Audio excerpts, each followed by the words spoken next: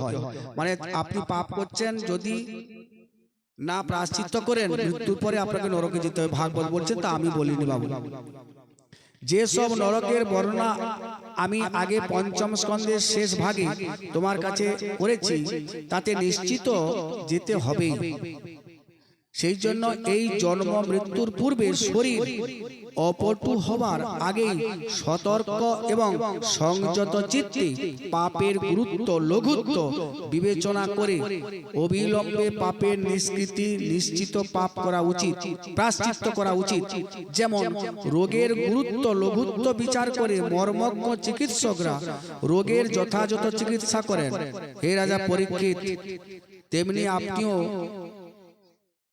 রাজা পরীক্ষিত জিজ্ঞাসা করিলেন, পূজ্যবর, পাপ আচরণ করিলে ইহজগতের শাসনকর্তা সমাজ প্রভৃতির দ্বারা প্রত্যক্ষ শাস্তি এবং পরলোকে শাস্ত্রোক্ত নরক আদি ভোগ করিতে হয়।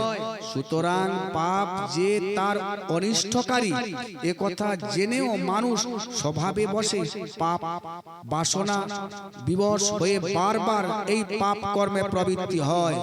ধরুন, পাপ বলে কিছুই নাই, অনেকে বলছে পাপ বলতে কিছুই নেই। আচ্ছা, যদি আপনি একটা চুরি করেন, ধরা পড়ে যান, গ্রামে আপনার বিচার হয় না? হয় না? আচ্ছা, আপনি চুরি করলেন, পুলিশে ধরে নিয়ে যায় না, সরকারি লোক ধরে নিয়ে যায়, তার পাপ নেই? তো তার পাপ যদি নেই, তো বিচার তুলে দেন, তো পাপ আছে, তাহলে পাপ আছে। কিন্তু এই পাপ কিন্তু এটা লোকালে দেখছেন আপনি, পাপের জন্য গ্রামের মানুষ বিচারে বসছেন, সাজা হচ্ছেন, কিন্তু এটা জানবেন আপনার জন্য কঠিন সাজা একটা বিচার বিভাগ আছে। সেটা কি? ধর্মরাজ যমদূতরা এসে আপনাকে নিয়ে যাবে, ওখানে বিচার করে সাজা হবে অবশ্যই। মানুষ কখনো কখনো প্রায়শ্চিত্তের দ্বারা পাপ নিবৃত্তি করে, আবার এই মানুষ এই পাপ কর্ম করে, সেই মানুষই সেই পাপ কর্ম করে। সুতরাং আমার তো বিশ্বাস যে হাতি যেমন স্নান করার পরে আবার তখনই ধুলি বালি মাকে, সেই রকম মানুষ এই সব প্রায়শ্চিত্তাদি অনুষ্ঠানও হস্তি স্নানের মতোই নিষ্ফল। বুঝতে পারছেন? পাপ করলাম, প্রায়শ্চিত্ত করে দিলাম, ব্রাহ্মণটা গেলাম, কেশ মুন্ডন হয়ে গেল, ইত্যাদি ইত্যাদি, গামছা 27টা ইত্যাদি, কিন্তু পুনশ্চ আবার পাপ করে। বলছে হাতি যেমন স্নান করে পুনশ্চ আবার স্নান করার সঙ্গে সঙ্গে ধুলিবালি তার অঙ্গে নিয়ে নেয়, শরীরে নিয়ে নেয়, তদ্রূপ মানুষ পাপ করে, প্রায়শ্চিত্ত করে, কিন্তু আবার সেই পাপ করে। পাপের বীজ থাকে, পাপ করতেই থাকে, সারা জীবন শুধু পাপ করতেই থাকে। প্রায়শ্চিত্ত করলো, আবার পাপ, আবার পাপ। সুখদেব বললেন, বস্তুত প্রায়শ্চিত্ত রূপ কর্মের দ্বারাই পাপ রূপ কর্মের মূল ছেদন হয় না। কি শুনল? প্রায়শ্চিত্ত, বাবু তোর ঘরে গরু পাকায় পড়েছে, প্রায়শ্চিত্ত করবে, কিন্তু এই প্রায়শ্চিত্তের দ্বারা পাপ নির্মূল হয় না। কারণ অবিদ্যা সমাচ্ছন্ন অজ্ঞানী জীব এইসব কর্মের অধিকারী। অজ্ঞানে থাকা পর্যন্ত পাপ বাসনা সর্বতভাবে নিবৃত্তি সম্ভব নয়। কাজে কাজে তত্ত্বজ্ঞানী প্রকৃত প্রায়শ্চিত্ত। প্রায়শ্চিত্ত কি? তত্ত্বজ্ঞানী প্রকৃত প্রায়শ্চিত্ত। প্রায়শ্চিত্ত মানে সূচি অসুচি। তত্ত্বজ্ঞানী করুন। আমি কে, যেটা প্রথমে বলেছিলাম, আত্মতত্ত্ব জ্ঞান করতে হবে। আমি কে? আমি পরমাত্মার অংশভূতা, একটা জীবাত্মা, একটা অণু, পরমাণু, অণু। আমাকেও জানতে হবে আমি কেন এসেছি, আমি কে। এই কথা না জানলে তোমার তো মূর পাপ হচ্ছে, মূর অসুচি হচ্ছে, সেটা কোথায় যাবে? বাহ, যে মানুষ সুপথে সেবন করে রোগ তাকে ছুঁতে পারে না, সেই রকম যে, হে মহারাজ পরীক্ষিত, যে মানুষ নিয়মাদি নিয়মিত পালন করে সে ক্রমে ক্রমে পাপ বাসনা থেকে মুক্ত হয়ে কল্যাণপ্রদ তত্ত্বজ্ঞানে লাভ সমর্থ হয়।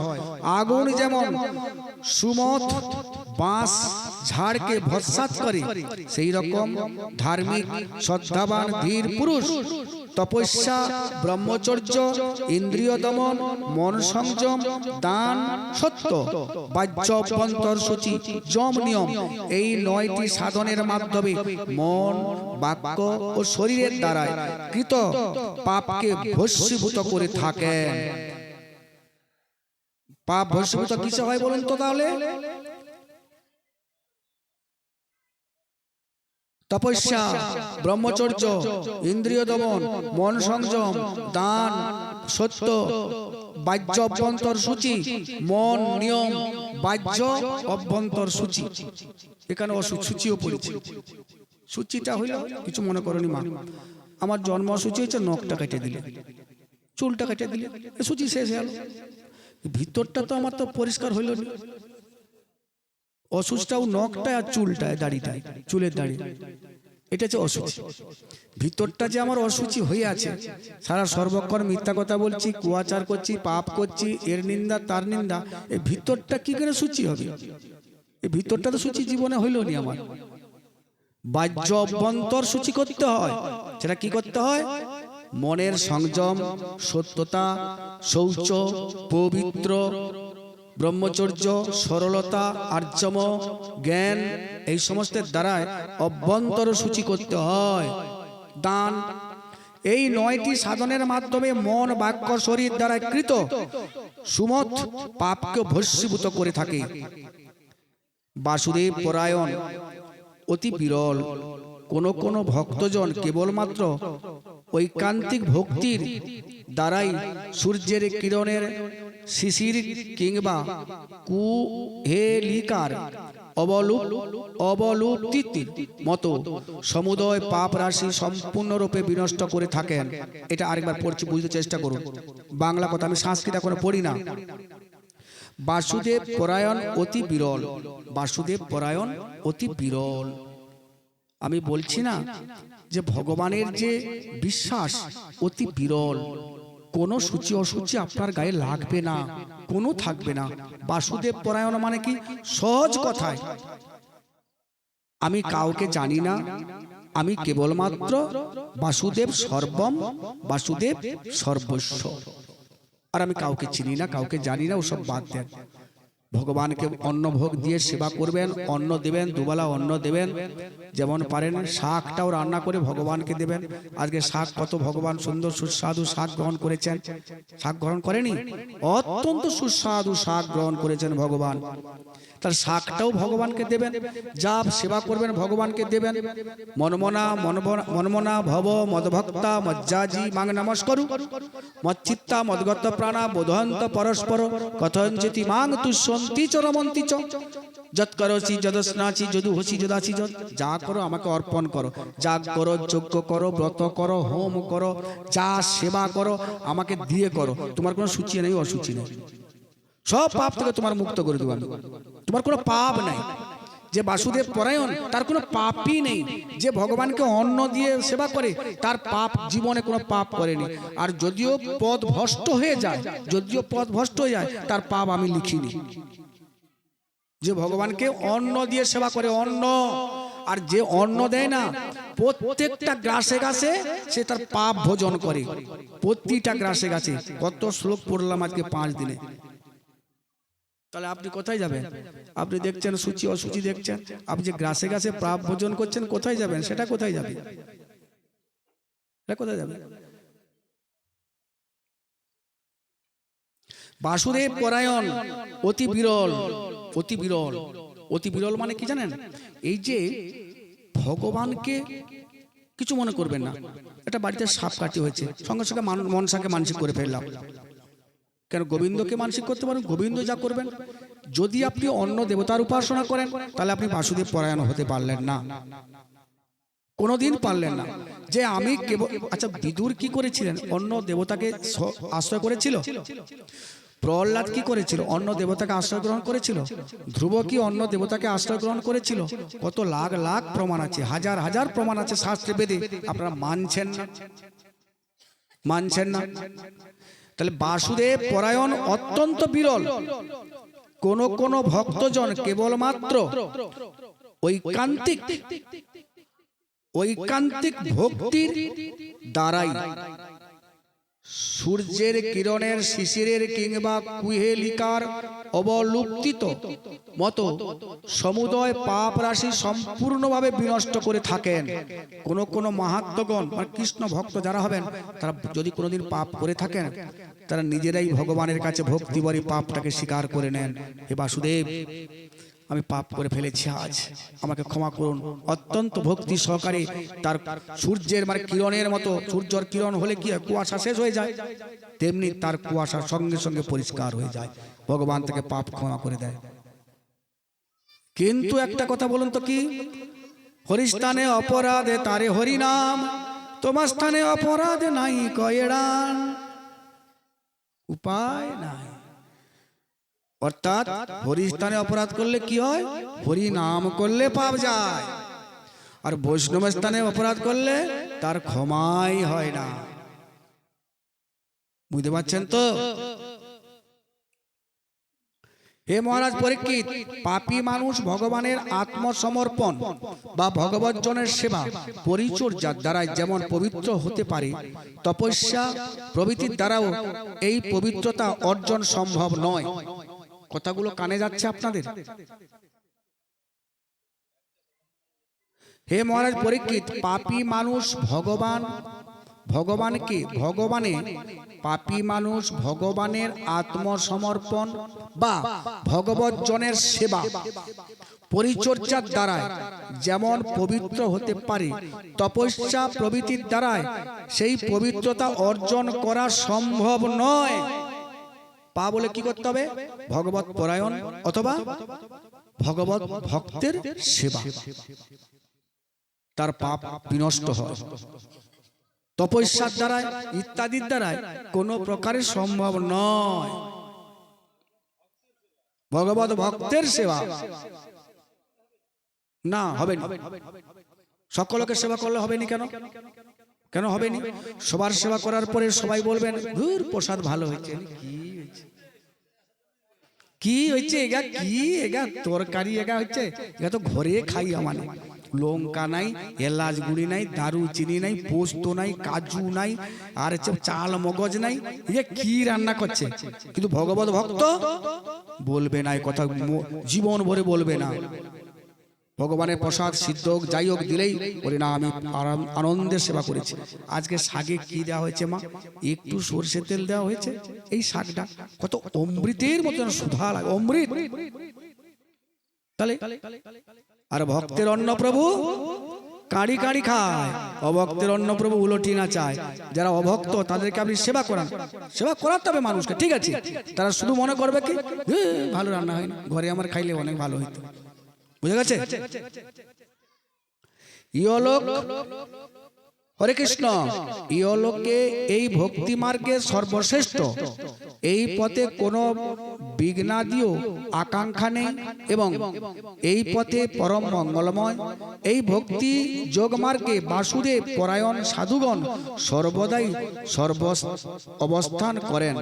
পরীক্ষিত, গঙ্গাদি নদী সকলে যেমন সুরাপূর্ণ পাত্রে পবিত্র করতে পারে না, গঙ্গাদি নদী সকল যেমন সুরাপূর্ণ পাত্রকে পবিত্র করতে পারে না, তেমনি সুমহৎ প্রায়শ্চিত্তরূপ কর্ম বারবার অনুষ্ঠান করিলেও ভগবতমুখী মানুষকে তা পবিত্র করতে পারে না।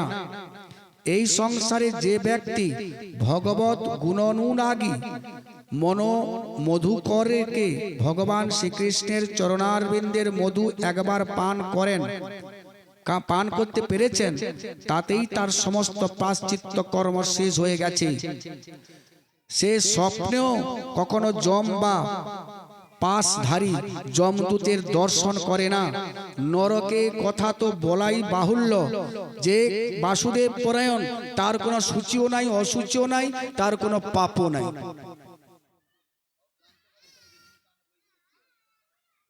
বুঝা কি গেছে? বলে বাবু কৃষ্ণ ভক্ত হইতে পারিনি বাবু, কি করবো মানে? তাহলে পাপ হচ্ছে, মানুন, তাহলে পাপের প্রায়শ্চিত্ত করুন। পাপ হচ্ছে মানুন, পাপ যদি মানেন তাহলে প্রায়শ্চিত্ত করুন। কি করবেন? প্রত্যেকটা একাদশী করুন, প্রতিটা একাদশী করুন। আপনারা পাপ করছেন। আমি 1,00,000 উদাহরণ দেব। আপনারা সকাল থেকে সন্ধ্যা পর্যন্ত যতক্ষণ শুতে আছেন, শুয়েও পাপ করছেন। হরে কৃষ্ণ বলবো না, তাহলে এবারে বলুন, প্রত্যেকটা মুহূর্তে তো পাপ করছেন আপনারা, 24টা ঘন্টা পাপ করছেন। প্রায়শ্চিত্ত কোথায় কবে করছেন? কি প্রায়শ্চিত্ত করবেন? ও নিশিপর অষ্টপর করলে প্রায়শ্চিত্ত? ও ভুয়া কোম্পানি, কোনো কাজ হবে না। সারা জীবন নিশিপর অষ্টপর কত প্রহর করো না তুমি, কোনো হবে না। লাভ শুধু আমানকের হবে। 60,000, 70,000, 1,00,000 টাকা কীর্তনে নেব, লাভ আমার হবে, বাড়ি গাড়ি হবে, আপনাদের কোনো লাভ হবে না। কেন লাভ হবে না? লাভ হবে না কেন? এর দ্বারা প্রায়শ্চিত্ত হয় না। আপনি ভিতরটা কি করে প্রায়শ্চিত্ত করলেন? ভিতরটা কি করে প্রায়শ্চিত্ত করলেন? হরি মন্দির প্রায়শ্চিত্ত করছেন, হরি মন্দির প্রতিষ্ঠা করছেন, আস্তে হরি মন্দির প্রতিষ্ঠা করছেন, কিন্তু আপনি কি নিজে প্রতিষ্ঠা হয়েছেন? আপনি নিজে তো এই মন্দিরটা প্রতিষ্ঠা করেন। ভগবান তো এই মন্দিরে থাকে না, ভগবান তো এই মন্দিরে থাকে। তা এই মন্দিরটাকে প্রায়শ্চিত্ত কবে করবেন? এই মন্দিরটাকে প্রতিষ্ঠা কবে করবেন? না বাবু পারিনি, বুড়া হয়েছে, আর পারবো না বাবু। তাহলে আর কই পারবেন? হরি মন্দির প্রতিষ্ঠা করে, এটা প্রতিষ্ঠা করে কি লাভ হবে? নিজের মনকে প্রতিষ্ঠা করুন। মহাপ্রভুর কি বাক্য প্রথমে শিক্ষাষ্টকের শ্লোক কি জানেন তো? সবাই জানেন আপনারা। চেত দর্পণ মার্জন, চিত্তরূপ দর্পণকে মার্জন করুন। চিত্তরূপ দর্পণটাকে মার্জন করুন। দর্পণ মানে আয়না, এই চিত্তরূপ দর্পণটাকে আগে মার্জন করুন। হরি মন্দিরে মার্জন আগে সদ্গুরুর কাছে এই চিত্তরূপ দর্পণকে মার্জন করুন। এখন যদি 1,00,000 এত শ্রোতা, এত ভক্ত দূর দূরান্ত থেকে এসেছেন, আপনাদের বলা হয় যে আপনাদের গুরু বলুন, বলবো গুরু নাই, গুরু নাই, সবাই বলবেন গুরু নাই। কি হবে? শুধু খালি মন্দির প্রতিষ্ঠা করলেন, হরি নাম করলেন, অন্ন খাবি দিল, হয়ে গেল আর কি। ভগবানের এই দেহটা তো প্রতিষ্ঠা নেই, এই দেহটা তো আমাদের ঊষর ভূমি হয়ে আছে। মানে ঊষর ভূমি মানে জানেন? আরে ভাগাড়। আর কি বলবো আপনাদের? হে পরীক্ষিত, এই বিষয়ে মহাত্মগণ এক প্রাচীন ইতিহাস উদাহরণ দিয়ে থাকেন। এই ইতিহাস ভগবান বিষ্ণু এবং যমদূতের সংবাদ কথিত আছে। এটি তুমি আমার কাছে শোনো। কাম্যকুব্জ নগরে অজামিল নামে এক ব্রাহ্মণ বাস করত।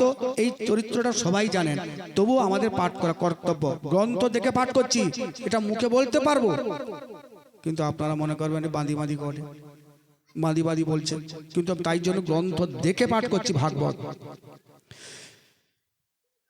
কান্যকুব্জ নগরে অজামিল নামে এক ব্রাহ্মণ বাস করত। সে তার দাসীতে আসক্ত ছিল এবং সেই সংসর্গে ক্রমে সে সমস্ত সদাচার থেকে চ্যুত হয়। প্রতি দুষ্ট চিত্ত সেই অজামিল বটুক ব্রাহ্মণদের বেঁধে এনে তাদের সমস্ত সর্বস্ব লুণ্ঠন করত। জুয়া খেলে প্রতি পক্ষের সর্বস্ব হরণ করতেন, বঞ্চনা করে অপরের ধন অপহরণ করতেন, লুটপাট করত, চুরিও করত। এইভাবে নিন্দনীয় জীবিকা অবলম্বন করে সে তার পরিজনদের ভরণ পোষণ করত এবং অনন্য প্রাণীদের সততই নিগ্রহ করত। হে পরীক্ষিত, এইভাবে দাসীর দ্বারা উৎপত্তি সন্তানদের লালন পালন করতে করতে সে তার জীবন দীর্ঘায়ু 88 বছর পার করে দিলেন। বৃদ্ধ অজামিল 10টি পুত্র ছিল, তার মধ্যে সবচেয়ে ছোট পুত্রের নাম ছিল নারায়ণ। এই নারায়ণ মা বাবার বড় আদরের দুলাল ছিল। তীব্র মোহ বশীভূত হয়ে মনোমুগ্ধকর অজামিল তার সমস্ত মনপ্রাণ সেই বালককে সমর্পণ করে দিয়েছিলেন। সেই শিশু অধো বুলি শুনতে শুনতে তার বালক সুলভ সব সময় বলতেন নারায়ণ নারায়ণ। বুঝতে পারছেন? অজামিল এই শিশু স্নেহ বন্ধনে বদ্ধ হয়ে পড়েছিলেন। নিজে যখন খাবার খেত তখন সেই বালককেও খাওয়াতো, যখন জলপান করতেন তখন তাকেও জলপান করাতো। এইভাবে সে এতই নিবিষ্ট চিত্ত হয়ে গিয়েছিলেন যে কালক্রমে যখন তার মৃত্যুকাল উপস্থিত হলো, সেদিকেও তার খেয়াল হলো না। মূর্খ অজামিল যখন এইভাবে জীবন কাটাচ্ছিল, তখন হঠাৎ একদিন তার মৃত্যুকালে উপস্থিত হলো। তখন সে নারায়ণ নামক শিশুপুত্রের চিন্তাতেই মনোনিবেশ করে রইলেন। এই রকম মধ্যে অজামিল দেখল যে তিনটি ভয়ঙ্কর দর্শন যমদূত তাকে নিতে যাওয়ার জন্য এসেছেন। তাকে হাতে পায়ে মুখগুলি বক্র, তার হাত পা মুখগুলি বক্র এবং শরীর রোমগুলিতে খাড়া খাড়া। বালক নারায়ণ এইরূপ খানিকটা দূরে খেলনা নিয়ে খেলা করছিল। যমদূতের দেখে অজামিল অত্যন্ত ব্যাকুল হৃদয়ে চিৎকার করে বালকের নাম ডাকতে লাগলেন, নারায়ণ নারায়ণ নারায়ণ। ভগবান শ্রী বিষ্ণু পার্ষদগণ সেখানে এসে সেই অজামিলের মৃত্যুর সময় আমাদের প্রভু ভগবান নারায়ণের নাম উচ্চারণ করেছেন, তার নাম কীর্তন করেছে। সুতরাং তৎক্ষণাৎ তারা সেখানে এসে উপস্থিত হলেন। সেই সময়ে যমদূতেরা দাসীদের আসক্ত অজামিলের সূক্ষ্ম শরীরকে কর্ষণ করেছিলেন। বিষ্ণুদূতেরা তাকে বলপূর্বক নিবারণ করলেন। বিষ্ণুদূতের দ্বারায় নিবারিত হয়ে যমদূতেরা তাকে বললেন, ওহে ধর্মরাজ, আজ্ঞা অমান্যকারী তোমরা কে? তোমরা কার দূত? কোথা থেকে এসেছো? একে নিয়ে যেতে বাধা দিচ্ছ কেন? তোমরা কি কোনো দেবতা, না উপদেবতা, না সিদ্ধির শ্রেষ্ঠ কেউ? তোমাদের সকলেই তো দেখেছি পদ্ম পলাশ লোচন চক্ষু, তোমাদের পরনে পীতবর্ণ, তোমাদের মাথায় মুকুট, কানে কুণ্ডল আর গলায় সুন্দর পদ্মমালার শোভা পাচ্ছে। তোমাদের সকলেই নবযৌবন সম্পন্না, সুন্দর সুন্দর 4টি করে হাত এবং সেই হাতগুলিতে ধনুক, তুন, অসি, গদা, শঙ্খচক্র, পদ্মফুল সুশোভিত। তোমাদের অঙ্গকান্তি যেন সুন্দর দীপ্তমান, অন্ধকারকে দূরী করে জ্যোতির্ময় প্রকাশ করেছেন। আমরা ধর্মরাজের দূত, তোমরা আমাদের কাজে কেন বাধা দিচ্ছ? বুঝতে পারছো? এতটা পড়লি হুড় হুড় করে বুঝতে পারছো মা? বুঝতে পারছো কি? আরে হ্যাঁ না না বলো। অজামিল কাম্যকুব্জ পর্বতে অজামিল বাস করতেন দেশে। তিনি ব্রাহ্মণ মানুষ, তিনি বেশ্যাতে আসক্ত ছিলেন। সেই দাসীর গর্ভে 10টি পুত্র জন্মগ্রহণ করেছিল। 10টি পুত্রের মধ্যে ছোট পুত্রের নাম রেখেছিলেন নারায়ণ।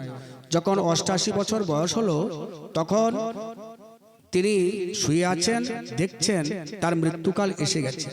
তখন তার কাছে যমদূত এসে গেছেন। কজন যমদূত এসেছেন বললেন?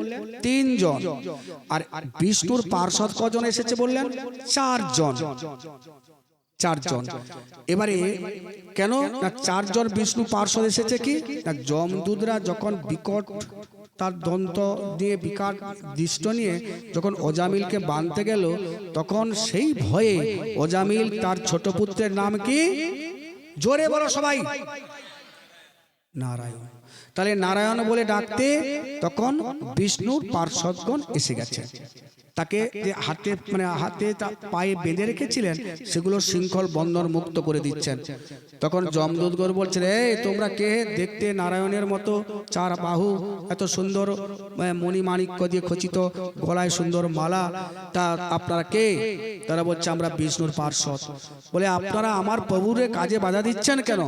যমরাজ তো আমাদের এই কাজ দিয়ে রেখেছেন, যারা পাপ করে তাদেরকে হাতে পায়ে বেঁধে নিয়ে যেতে হবে, আপনি বাধা দিচ্ছেন কেন? বলে, আরে বোকা, তোমরা জানো না মূর্খ, এই মৃত্যুর সময় কি বলেছে? আমার প্রভু বিষ্ণুর নাম করেছে, নারায়ণ নাম করেছে। তাই মৃত্যুর সময় যে বিষ্ণু নাম করে, ভগবানের নাম করে, সে বিষ্ণু লোকে নিয়ে যেতে হয়, বিষ্ণু লোকে যায়। এটা তোমার প্রভুকে জিজ্ঞাসা করে এসো, তোমার প্রভুকে মানে যমরাজকে জিজ্ঞাসা করে এসো। তখন সেই যমদূতগণ তার প্রভুকে জিজ্ঞাসা করতে এসছেন। কি জিজ্ঞাসা করছে? যে আমরা অজামিল তো ব্রাহ্মণ, অত্যন্ত পাপী ছিল, তাকে আমরা আনতে গিয়েছিলাম, বিষ্ণুর 4 জন পার্ষদ এসে আমাদের বাধা দিয়েছে, আপনি বলুন কি ব্যাপারটা? তখন যমবাচ, যম বলছেন, শ্লোকটা বলছেন, এখানে আছে দেখুন, স্বয়ম্ভু নারদ শম্ভু কুমার কপিল মনু প্রহ্লাদ জনক ভীষ্ম বলির বৈয়া সাকিয়াম। যমরাজ একটা মতো শ্লোক শুনুন। বলছেন, শোনো তোমরা, এই 12 জন মহাজনের কথা যে শুনবে, যে মানবে, যে বলবে, তাদের কাছে তোমরা যাবে না। 100 যোজন দূর থেকে প্রণাম করে ফিরে আসবে। দ্বাদশ জন মহাজনকে স্বয়ম্ভু, স্বয়ম্ভু মানে ব্রহ্মা, স্বয়ম্ভু নারদ, শম্ভু মানে শিব ঠাকুর, স্বয়ম্ভু নারদ শম্ভু কুমার সনত কুমারের দয়, কপিল, মনু, প্রহ্লাদ, জনক, ভীষ্ম, বলির, বৈয়া, সাকিয়ম, সুখদেব আর যমরাজ। যমরাজ বলছে আমি একজন মহাজন, মানে আমিও একজন পরম বৈষ্ণব। আমরা যেটা বলছি আমাদের কথা যদি কেউ মানে তাদের কাছে তোমরা যাবে না। কি বলছে এই দ্বাদশ জন মহাজন? জানেন দ্বাদশ জন মহাজন কি বলছে? শুনেছেন? প্রথম দিন তো প্রায় বলেছিলাম। মহাজন ব্রহ্মা কি বলছে? যে আমাকে ভজ না অন্য দেবতাকে ভজ? কি বলছে ব্রহ্মা? আর ঈশ্বর,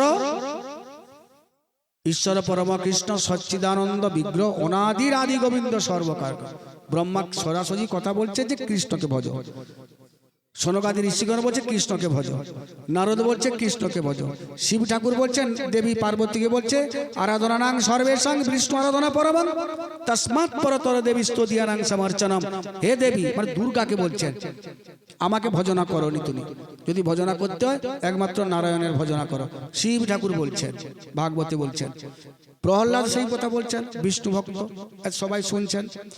এরপরে প্রহ্লাদ, জনক রাজা, ভীষ্ম, বলিরাজ, সুখদেব আর মহাজন, অর্থাৎ এই দ্বাদশ জন মহাজনের কথা তো আমরা মানি না। এই দ্বাদশ জন মহাজন এক কথায় কি বলছেন? কৃষ্ণস্তু স্বয়ং ভগবান। বলো জোরে বলুন আপনি। আপনি হরিভক্তি বিলাস কোনদিন পড়েছেন? পড়েন।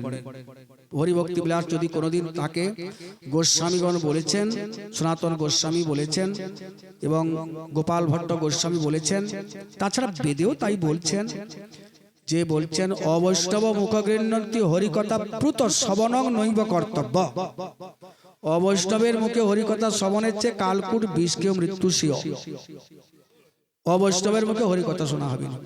তাহলে এখানে আপনি আবার প্রশ্ন করবেন, তাহলে বৈষ্ণব কে? আবার প্রশ্ন করবেন কে অবৈষ্ণব, কে বৈষ্ণব? এই প্রশ্নের কোনো সীমা পরিসীমা থাকবে না। বৈষ্ণবকে সোজা কথায় গতকালকে তো বলেছি বৈষ্ণবের ব্যাখ্যা। বৈষ্ণবের 26টি গুণ থাকা দরকার আছে।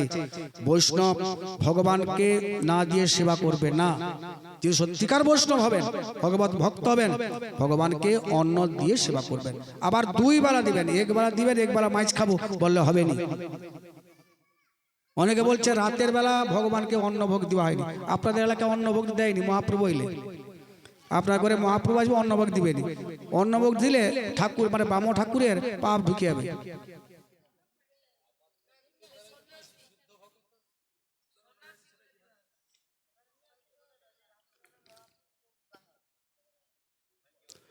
মাইকে বলে বলে ছোট থেকে গলা ব্যথা হয়ে গেছে, আজকে 1 মাস চিৎকার করছে। রাতের বেলায় মহাপ্রভুকে অন্নভোগ দেওয়া হবে, ভগবানকে দেওয়া। আচ্ছা আমি একটা কথা বলছি, আমাদের দর্শকগ্রামে কৃষ্ণ বলরাম, দর্শকগ্রামে কৃষ্ণ বলরাম আলাদা, আর টেপর পাড়া কৃষ্ণ বলরাম কি আলাদা? এক তো নাকি? দর্শকগ্রামের ব্রাহ্মণ কৃষ্ণ বলরামকে সে গভীর রাত হলেও সে ভগবানকে অন্নভোগ দেয়। আর আমি টেপর পাড়া কি, আমি খাড়ানের কি অমরশির কৃষ্ণ বলরাম যখন আসবে না, তখন কি হবে? অন্নভোগ দেওয়া হবে। তার ঘরে কৃষ্ণ বলরাম আলাদা, আমার ঘরে কৃষ্ণ বলরাম আলাদা নাকি? সে ব্রাহ্মণ ভোগ দেয়। দেখবেন যখন আপনাদের দর্শকগ্রামে কৃষ্ণ বলরাম আসে এখানে, সেই ব্রাহ্মণরা দেখবেন তারা রাতের বেলা, রাত 12টার সময় যদি আসে, ঝড় বৃষ্টি হয়ে, তারা রান্না করে ভগবানকে অন্নভোগ দিয়ে প্রসাদ পান ব্রাহ্মণরা কৃষ্ণ বলরামের। তা সেই জায়গায় তার ঘরে কৃষ্ণ বলা আলাদা, তার ঘরে মহাপ্রভু আলাদা, তার ঘরে মহাপ্রভু আলাদা। এবারে এখানে কি বলছে? তেসাং শততাং যুক্তানাং ভজতাং প্রীতিপূর্বকম। শুনে নেন মা, আপনাদের ঘরে গোপাল আছে নাকি? কারো ঘরে না? এ মাটার ঘরে তো গোপাল আছে, আপনার ঘরে কারো গোপাল আছে নাকি? গোপাল যদি আছে ভণ্ডামি করবেন না। হ্যাঁ আপনি কোনো প্রকারে পাচ্ছেন না, ঠিক আছে বাবু, গৃহস্থ করে পাচ্ছি না রাতের বেলা অন্ন দিতে, সেটা আলাদা কথা।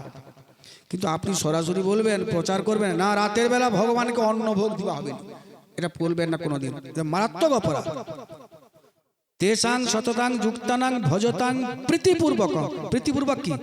তোমার জামাই বাবু আসছে, কাঁটারে হিঁচড় ফুলকপি দিয়ে খাইয়ে নেবো, আর গোপালকে নকুল দানা দিয়ে দেবো আর কি মহাপ্রভুতে। এইটা হচ্ছে প্রীতিপূর্বক নাকি? এই সমস্ত ভণ্ড তপস্বী করবেন না, মহা অবশ্যই। তাহলে সেই অজামিল কে নিয়ে যাওয়ার জন্য যমদূতরা এসেছিল। যমদূতদের শিক্ষা দিলেন তাদের প্রভু যমরাজা ধর্মরাজ, যে মৃত্যুর সময় যে আমার প্রভুর নাম করবে, যমেরও প্রভুকে, যমেরও প্রভু বিষ্ণু, যে আমার প্রভুর নাম করবে তাকে আমার দূতে নিয়ে আসবে না, মানে আমার এই ধামে বা আমার এখানে যমলোকে নিয়ে আসবে না তোমরা। এই দ্বাদশজন মহাজনের কথা যে মানবে, বুঝা গেছে তো? তাহলে এবারে 3 জন যমদূত এসেছিল কেন? বাবু ওই বাচ্চারা একটু সেই করতো। 3 জন যমদূত এসেছিল কেন জানেন? বলুন, কে বলবেন? আর 4 জন বিষ্ণুদূত এসেছিল। একটু আগে পাঠ করছি, কিন্তু আমরা কত প্রকার পাপ করি? কায়, মন, বাক্যের দ্বারা পাপ করি। তার জন্য 3 জন করে যমদূত আসে আমাদের কাছে। আরে আমাদের কাছে কি, যারা পাপী, যারা আমার কথা শুনবে তারা স্বপ্ন যমদূত পড়ছে, এক্ষুনি পাঠ করেছে, স্বপ্ন তারা যমদূত দর্শন করবেন না। আর এখানে নারায়ণ নাম করেছিল নারায়ণ, কটা অক্ষর? 4টা অক্ষর। তাই 4 জন বিষ্ণুর পার্শ্বদ এসেছিল, বুঝা গেছে? তাহলে তিনি বিষ্ণুলোকে যাবার জন্য প্রস্তুত হয়ে গেলেন, কিন্তু তিনি মরেন না, স্বপ্ন দেখছেন নারায়ণ নারায়ণ। তাহলে ছেলের একটা নাম যদি নারায়ণ রাখা হয়, মৃত্যুর সময় তাকে আদর করে যদি নারায়ণ, বাসুদেব, গোপীনাথ, বিষ্ণুপদ, বিষ্ণু, তাহলে সেই মৃত্যুর সময় যদি এই নামটা বলতে পারে তাহলে সে বিষ্ণুলোকে যাবে। আর এখন বর্তমানে কি রাখছেন? আমার নামটা বলুন, আপনারা বলুন। টুম্পা, সুম্পা, ঝুম্পা, রিঙ্কি, টিঙ্কি, পাপায়, পাবায়, পাবায়, এই সব নাম রাখছেন। আর দেবতা, আর সিরিয়ালে যে নামগুলো, সিরিয়ালের নাম দেখবেন, সিরিয়ালের নাম রেখে দিবেন, ডাকবে না, আর ভগবানের নাম রাখবে না। এই ভাগবতে আজকে শিক্ষা নিলেন একটা ছেলের নাম নারায়ণ রাখতে। মৃত্যুর সময় সে ভয়ে তার ছেলে সংকেত নাম, কিন্তু সে নারায়ণকে ডাকেনি, ডাকেছে কাকে? তার ছেলেকে ডেকেছে। নারায়ণ নারায়ণ কই গেছি রে, চলে আয়, আমাকে হাতে পেস্টে বেঁধেছে। ভগবান বিষ্ণু দূতগণ বিষ্ণুর পার্শ্বদ এসে গেল তার ছেলের নাম বলতে। আমি বলি না ভাগবত, কিন্তু পড়েছি আমি একবারে। তারপরে কি হলো? হঠাৎ করে তার জ্ঞান হয়ে গেল। সঙ্গে সঙ্গে এই 88 বছর ব্রাহ্মণ অজামিল সঙ্গে সঙ্গে সংসার ত্যাগ করে জঙ্গলে গিয়ে হরিভজন করে বহু দিন পরে তিনি প্রাণ ত্যাগ করছেন, হরিভজন করলেন সঙ্গে সঙ্গে। কিন্তু এখানে একটা কথা, এদের মাথায় কি করে এলো যে আমার ছোট ছেলেটার নাম নারায়ণে রাখবো? 9টা ছেলের নাম কিন্তু ইড়িং বিড়িং সিড়িং এভাবে আছে, ভাগবতে আছে বহু কিছু নাম, কিন্তু ছোট ছেলেটার নাম যে আমি নারায়ণ রাখবো, এ মাথাটা কে দিল? কে বলতে পারবেন?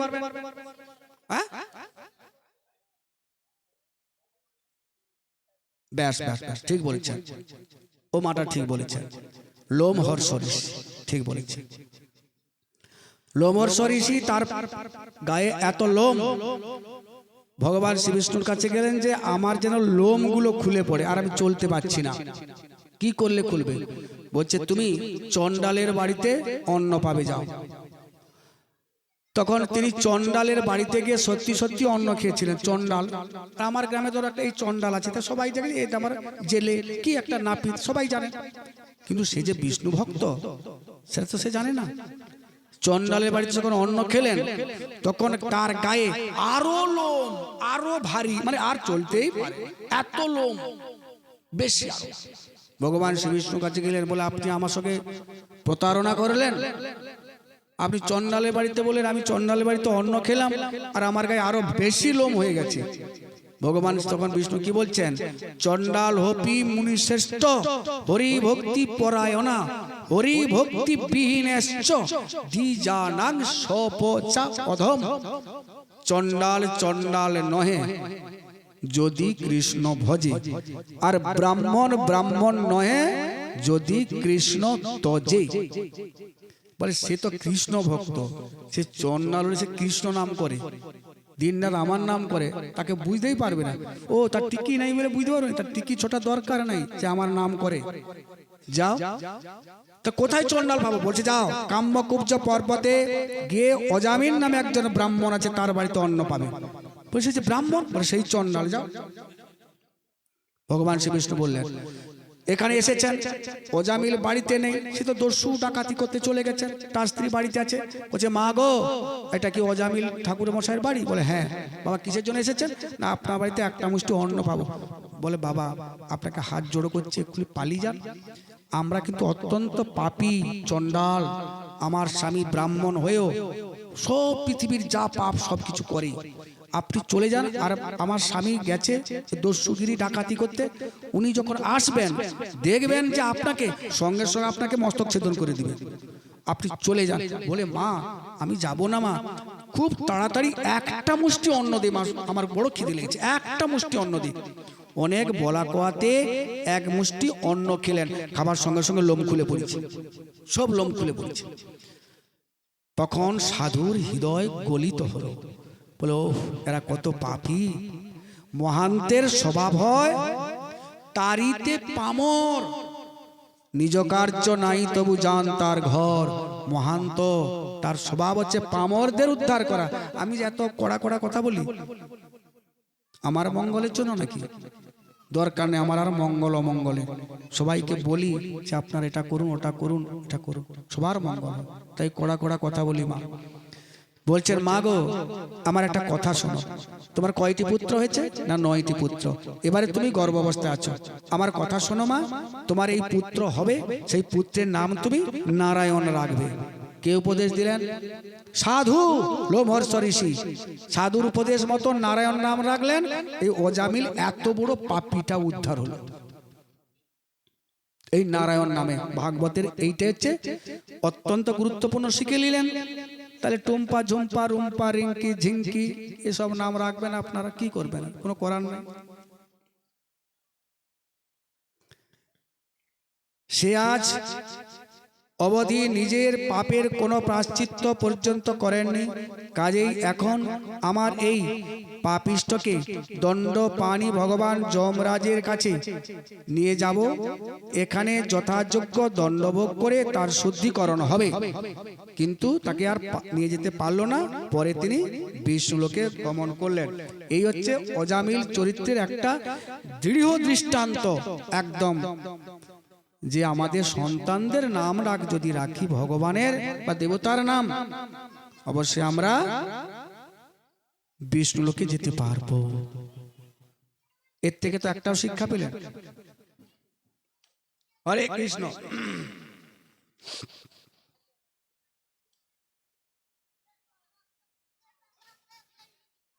তাহলে এখানে একটু কীর্তন করে বিশ্রাম করছি, তাই তো নাকি মা?